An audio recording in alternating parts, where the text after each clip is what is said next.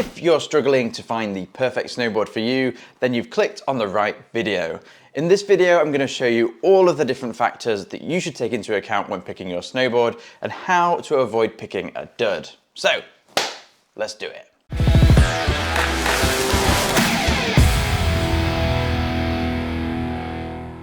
Before I dive into the details, quick disclaimer, this is a long and detailed topic, and once you get me started on it, I can go on for hours. Don't worry, I haven't. To make it simpler, I've written a full article on this on the website, link in the description. So if you feel like I've glossed over something or something's not quite clear, then head over there and there's diagrams and pictures and all that good stuff. So, how do you choose the perfect snowboard? The first decision that you're going to need to make is about your snowboard size, and this is also the area people struggle with the most. So, to keep it super simple, the main determinant of your snowboard size is your weight.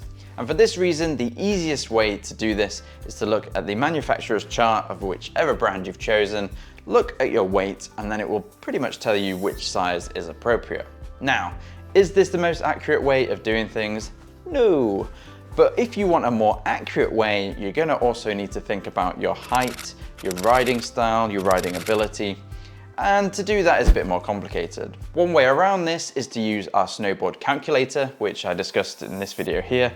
I'll put a link to that in the description, and basically you just plug in your numbers and it will tell you which size to go for. Highly recommend. The other thing to think about in sizing is snowboard width. If you have a snowboard that's too narrow, your toes will stick into the snow and you will wipe out in spectacular fashion. If you have one that's too wide, the snowboard will feel really slow and really sluggish. If you are a 10.5 US men's boot or below, you probably will get away with a standard size, but if you're over that, you need to think about a mid-wide or a wide snowboard. Again, the snowboard calculator will tell you which one to go for, so plug in your boots and it will give you the answer. The next thing to think about is the type of snowboard that you want, which corresponds to the type of riding you plan to do. For most of you watching, you'll be thinking that you'll ride a little bit of everything, maybe a bit of the park, a little bit of powder, a little bit of free ride, a little bit of groomed runs, etc. For this, you will probably want an all mountain board. These boards are designed to work well everywhere.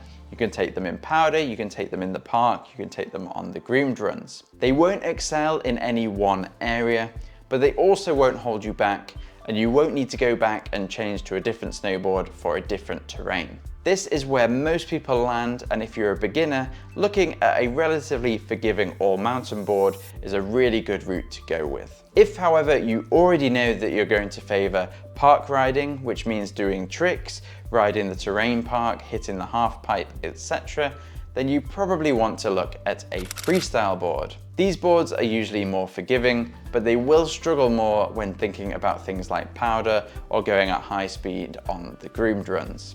If, however, you know that speed and carving are going to be your priority, then you may want to think about a freeride board. However, if you are a total beginner, I still recommend looking first at an all-mountain or all-mountain freestyle board and later graduating to a freeride board, because these tend to be stiffer, less forgiving, and they will be harder to learn on. Beyond this, you have uber specialized boards like split boards and powder boards, which are mainly for backcountry powder riding.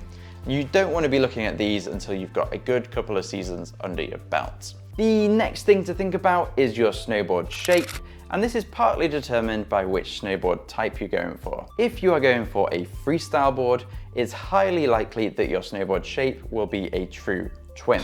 This means that the nose and tail are identical. If you cut the board in half, you'd have two identical pieces, and this makes it excellent for riding both forwards and backwards or in switch. This means you can spin and land backwards, and you're not going to be hindered by having a big flappy long nose like some of the other boards. This is a great option when you're starting out because it helps you with riding forwards and backwards and getting an idea for how the dynamics work when riding different ways. A directional twin, which is often seen on all mountain boards, is a little bit more directional, so you usually have a slightly longer nose than you do a tail, but it's still a twin in that you're centered in the board and it will still feel quite similar to a true twin. This means it's still perfectly capable of riding in switch, but it's a little bit easier to initiate turns and it's a little bit more stable when you're riding at speed on groomers. You might also come across a directional board, which basically means there is usually a much longer nose than there is tail. This is ideal for planing the nose out in powder and for initiating hard carves on the groomers, but they're much less capable at riding switch and they're much less capable in the park. Beyond this, you will also stumble across tapered directional, volume shifted and asymmetrical boards, but these are catered to advanced riders and you don't need to know all the details unless you want to. If you do want to, I've written a snowboard shapes guide in the description below, but honestly, for most of you, that will be surplus information at this point in time. The next thing to consider is your snowboard profile, and this is basically the way the board curves along the edge. To keep it very simple, you have 3 different types of snowboard profile.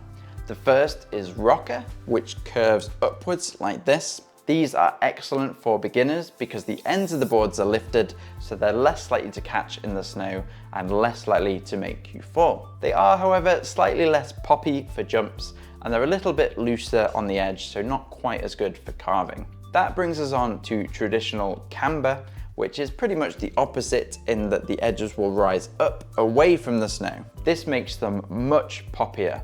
It also means they have an excellent edge to engage on for carving, and they're really good at high speed. However, they're pretty dang dangerous for beginners because the edges are unforgiving. You have to watch them at all times or you can easily catch an edge and go down hard. These are usually best left for intermediate or above riders unless you're feeling particularly brave. The last group of profiles are hybrids, which as you can imagine is a combination of rocker, camber or even flat. There are literally dozens of different hybrid profiles out there.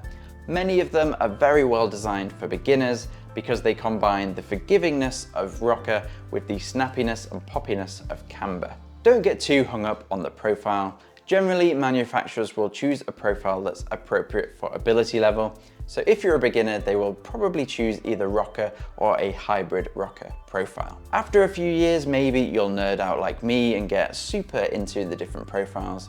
But to start with, just stay away from camber and go for what the manufacturers use, which is going to be some form of rocker hybrid. The next thing to think about is your snowboard flex. Now this is fairly self-explanatory.